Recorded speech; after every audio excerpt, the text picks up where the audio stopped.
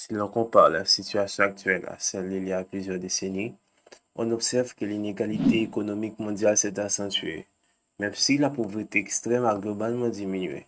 Par exemple, en 1980, les 1% les plus riches possédaient environ 16% de la richesse mondiale, alors qu'actuellement, selon le Global Wealth Report 2023 du Crédit Suisse, les 1% les plus riches détiennent environ 43% de la richesse mondiale. Mais que se passerait-il si, d'un coup, tout le monde devenait millionnaire et que la misère disparaissait? Voyons ensemble quel serait le résultat d'un tel scénario. Après de nombreuses réunions entre le gouvernement, en collaboration avec les élites mondiales, la décision de partager la richesse mondiale avec tous les êtres humains vivant sur Terre est prise. Les adultes recevront leur part immédiatement, tandis que les parts des mineurs seront conservées en banque jusqu'à ce qu'ils atteignent l'âge requis. Cette décision a pour but de mettre fin à la misère sur Terre. L'objectif est de permettre à chacun, indépendamment de son milieu social, d'avoir les mêmes opportunités de réussite, que ce soit par l'éducation, l'accès aux technologies et les opportunités économiques. Stop! Il y a un petit souci. La richesse totale mondiale est d'environ 500 trillions de dollars américains, tandis que la population mondiale est d'environ 8 milliards de personnes. Donc, si l'on partage cette richesse de manière égale entre tous les habitants de la Terre, chaque personne recevrait environ 62 500 dollars, pas 1 million. Pour que chacun devienne millionnaire, il faudrait augmenter la richesse totale à 8 000 trillions de dollars, soit 7 500 trillions supplémentaires. Imaginons qu'après les efforts acharnés, cette richesse soit créée. La richesse mondiale est maintenant de 8 000 trillions de dollars. Après la répartition, chaque individu sur Terre est devenu millionnaire. Quelles seraient les conséquences? La redistribution est en place, les comptes en banque sont remplis, de nombreuses dettes sont remboursées et les citoyens commencent à profiter de leurs nouvelles richesses. Cependant, de nombreuses personnes sans éducation financière vont commencer à dépenser rapidement cet argent sur des biens de consommation, des loisirs ou des achats impulsifs, souvent sans planification ni épargne. D'autres, souhaitant faire fructifier leur argent rapidement, pourraient être tentés d'investir dans des projets risqués ou mal informés, souvent sous l'influence de conseils peu avisés ou frauduleux.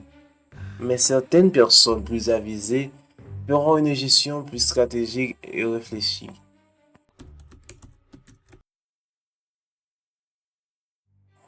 Très vite, les premiers signes de trouble apparaissent. Les prix des produits de première nécessité commencent à grimper. Les gens ont soudainement beaucoup plus d'argent à dépenser, ce qui fait augmenter la demande. Lorsque la demande pour certains produits dépasse l'offre disponible, les entreprises augmentent le prix. L'inflation s'emballe. Ce qui coûtait quelques dollars auparavant devient inabordable, même pour les nouveaux millionnaires.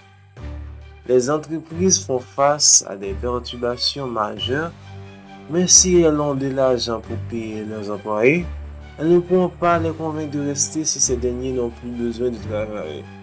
Cela créera un chaos organisationnel. De nombreux services essentiels seront paralysés. Les industries essentielles telles que la production alimentaire, les soins de santé et la gestion des infrastructures souffriront énormément. Avec moins de travailleurs, la production sera perturbée, les services seront interrompus et l'approvisionnement en biens et services dépendra. La fermeture des usines et la disparition des services essentiels provoqueront leurs propres conséquences.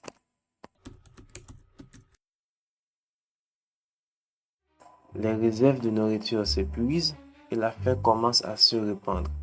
Les tensions sociales s'exacerbent, les anciennes divisions réapparaissent et la violence éclate dans les rues. Les nations se replient sur elles-mêmes pour protéger leurs ressources.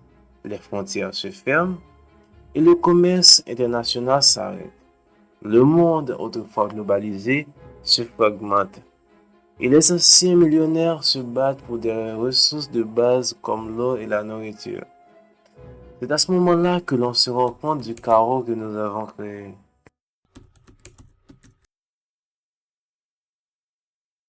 Face au chaos, le Conseil mondial est contraint de réagir. Des mesures d'urgence sont mises en place pour établir un semblant d'ordre. Ces mesures incluent la réintroduction du travail forcé, les incitations massives et des lois de réquisition dans les secteurs essentiels, obligeant les citoyens de travailler sous peine de sanctions. Des contrôles des prix et un rationnement sont également instaurés. Les gouvernements fixent des plafonds pour les produits essentiels, nourriture, carburant, médicaments. Mais il est déjà trop tard. L'économie mondiale est en ruine et la société a régressé vers une forme de néo-féodalisme, où ceux qui possèdent encore des ressources contrôlent la population. Le chaos a pris le pouvoir. L'humanité a appris une leçon précieuse. Une approche plus structurée et réfléchie est nécessaire pour établir l'ordre économique et social.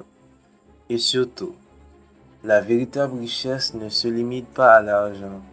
Elle repose sur les ressources naturelles, la production et les compétences humaines.